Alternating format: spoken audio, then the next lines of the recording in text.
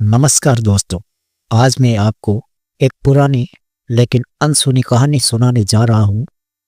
ये कहानी है मुगल बादशाह अकबर और उनके चतुर मंत्री बीरबल की। लेकिन ये सिर्फ एक मनोरंजन किस्सा भर नहीं है। इस कहानी के जरिए हम सीखेंगे कि कैसे हमारी बुद्धि और धैर्य से सबसे मुश्किल लगने वाली समस्याओं का भी आसान समाधान निकल जाता है। दोस्तों, याद रखिए, हमारे जीवन में भी कई बार ऐसी पहेलियाँ आती है जहाँ जल्दबाजी गलती करा देती है, लेकिन शांत मन से सोचने पर साफ हो जाता है। तो चलिए शुरू करते हैं ये रोचक सफ़र।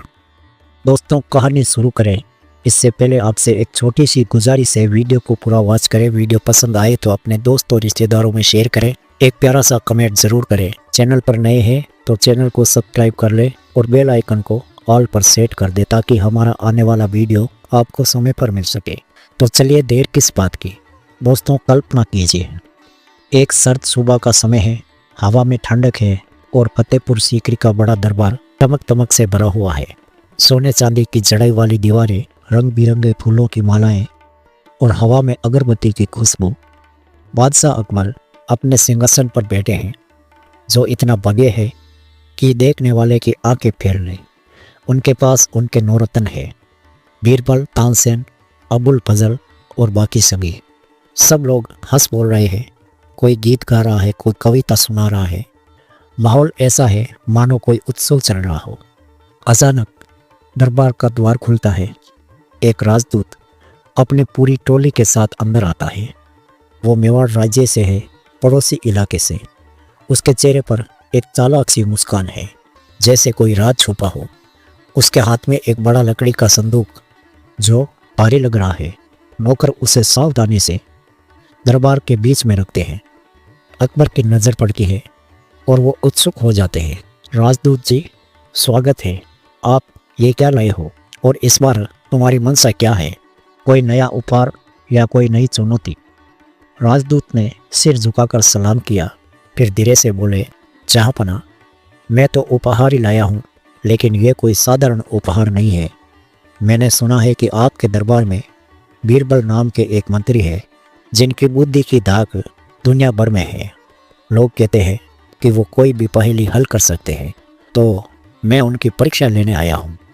मेरे पास एक ऐसी पहेली है जो बहुत ही मुश्किल है। अगर बीरबल इसे सुलझा ले तो मैं मान लूँगा कि उनकी चतुराई सचमुच बेजोड़ है। अकबर हंस पड़े। वो बीरबल की ओर देखते हैं। बीरबल अपनी मूंछों पर उंगली फेर रहे हैं और उनकी आंखों में एक शरारती चमक है, मानो वो कह रहे हो, चलो मज़ा आ जाए। अकबर बोलते हैं, बीरबल, क्या कहते हो? इस राजदूत की पहेली का सामना करने को तैयार हो? बीरबल उठकर हाथ जोड़ते हैं और कहते हैं, हुजूर, आपकी इजाज़त हो तो मैं सुनना चाहूँगा। कौन सी पहेली है, क्या है? यहाँ हमें पहली सीख मिलती है दोस्तों। बीरबल ने झट से जवाब दिया। उन्होंने पहले सुना। जीवन में भी जब कोई समस्या आए तो पहले शांत होकर सुनो, जल्दबाजी में फैसला मत लो। राजदूत मुस्कुराते हुए संदूक खोलते हैं। अंदर 14 गोल मटोल ढेले हैं, सब बिल्कुल एक जैसे और भूरे रंग के, चिकने। राजदूत कहता है, ये 14 ढेले हैं। इनमें से 7 गुड़ के बने हैं और 7 ही गोबर के। मगर दिखने में ये दोनों एकदम समान है, लेकिन वजन में फर्क है। गुड़ का ढेला गोबर के ढेलों से थोड़ा भारी होता है। अब चुनौती ये है, बिना किसी ढेले को तोड़े, चक्के या बार बार तोले, केवल एक ही बार तोल कर बताएं कौन से ढेले 7 गुड़ के हैं और कौन से ढेले गोबर के। दरबार में सन्नाटा छा गया। सब हैरान है। एक दरबारी फुसफुसाता है, ये तो नामुमकिन है। दूसरा कहता है, बिना चक्के तोले कैसे पता चलेगा? अकबर भी सोच में पड़ जाते हैं। वो बीरबल से पूछते हैं, बीरबल, क्या ये कर पाओगे? बीरबल संदूक के पास जाते हैं। वो ढेलों को ध्यान से देखते, एक को हाथ में उठाया, हल्का सा उछालते हुए महसूस करते हैं, फिर वापस रख देते हैं। उनकी आंखें चमक उठती हैं, जैसे कोई आइडिया उनके दिमाग में खोद गया हो। वो कहते हैं, हुजूर, मुझे एक तराजू चाहिए और थोड़ा समय, इसके बाद मैं हल कर दूंगा। अकबर हामी भरते हैं, ठीक है बीरबल, लेकिन याद रहे, सिर्फ एक तोल। अब आता है कहानी का सबसे रोचक हिस्सा, बीरबल की चतुराई दोस्तों, यहाँ हमें सीख मिलती है कि समस्या को हल करने के लिए पहले योजना बनाओ।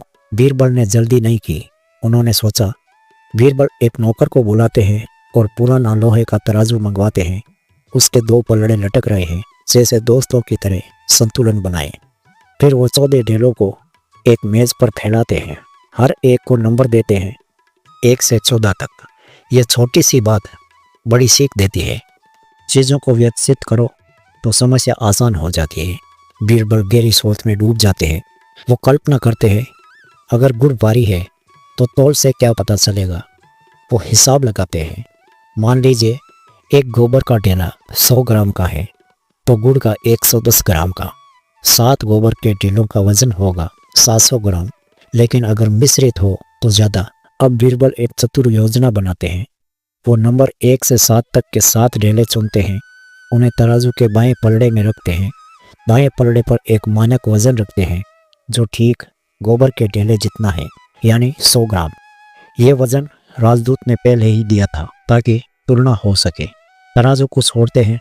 देखिए क्या होता है। बायां पलड़ा नीचे धंस जाता है, मतलब चुने हुए 7 ढेलों का वजन 100 ग्राम से ज़्यादा है। बीरबल मुस्कुराते हैं। वो तराजू को ध्यान से देखते हैं, कितना झुका है उससे अनुमान लगाते हैं। फिर वो उन 7 ढेलों को एक तरफ रख देते हैं और राजदूत से कहते हैं, ये 7 गुड़ के हैं। दरबार में हड़कंप मच जाता है। राजदूत का मुंह खुला रह जाता है। क्या सिर्फ एक तौल में? ये कैसे? अकबर भी उत्साहित होकर पूछते हैं, बीरबल बताओ ना, क्या जादू किया? सबकी नजरें बीरबल पर टिक जाती है। बीरबल हंसते हुए अपने मुंह का ताव देते हैं, हुजूर ये कोई जादू नहीं, तर्क का खेल है। मैं सबको सरल शब्दों में समझाता हूँ। दोस्तों, यहाँ दूसरी सीख है, हमेशा अपनी सफलता को दूसरों के साथ बांटो। इससे ना सिर्फ सम्मान बढ़ता है बल्कि लोग भी सीखते हैं। बीरबल कहता है, सबसे पहले मैंने ढेलों को नंबर देकर व्यवस्थित किया, फिर 7 ढेले चुने और तोले। अगर वो सभी गोबर के होते तो वजन बराबर रहता, लेकिन पलड़ा नीचे गया, मतलब इनमें गुड़ के ढेले मिश्रित थे। अब झुकाव से मैंने गिना कि कितने गुड़ के हैं। मान लीजिए झुकाव से पता चला कि 3 गुड़ के हैं, 3 × 10 ग्राम अतिरिक्त, 30 ग्राम ज़्यादा।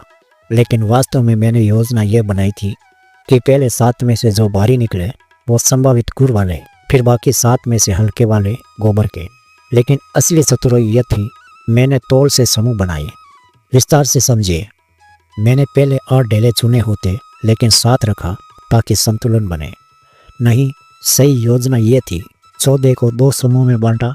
एक में 1 - 6 और 8, दूसरे में 7 और 9 - 14। लेकिन सरल रखते हैं। तौल से पता चला कि चुने हुए 7 में कुल अतिरिक्त वजन से संख्या मिली, फिर उनमें से सबसे भारी लगने वाले 7 चुने। नोट, ये पहली तर्क पर आधारित है, जहां एक तौल से असंतुलन प्रकार पता चलता है। कुल मिलाकर बिना तोड़े सिर्फ तर्क से हल हो गया। अकबर हंस हंस कर लोटपोट हो जाते हैं। वाह बीरबल वाह, तुमने असंभव को संभव कर दिया। यहाँ हमें सीख मिलती है कि बुद्धि से कोई समस्या बड़ी नहीं।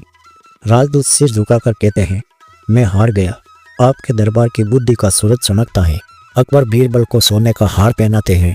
दरबार में तालियों की गड़गड़ाहट गूंज उठी। तानसेन ने मजाक में कहा, बीरबल अगर तुम संगीत भी इतना अच्छा गाते तो मैं तुम्हारा शिष्य बन जाता। बीरबल हंसकर जवाब देता है, तानसेन जी, मैं तो जीवन की धुन बजाता हूँ, बाकी सब आपके हवाले। दोस्तों, इस कहानी का सार यही है, बीरबल ने सिखाया कि चतुराई, धैर्य और तर्क से कोई भी चुनौती जीती जा सकती है। जीवन में भी जब कोई समस्या आए, जैसे नौकरी का तनाव या रिश्तों की उलझन, तो शांत होकर सोचो, योजना बनाओ, छोटे कदम उठाओ। याद रखना, असली ताकत मांसपेशियों में नहीं, दिमाग में है। अगर ये कहानी पसंद आई तो अगली बार और ऐसी कहानी देखने के लिए हमारे चैनल को सब्सक्राइब जरूर कर लें। मिलते हैं अगले वीडियो में, तब तक के लिए धन्यवाद।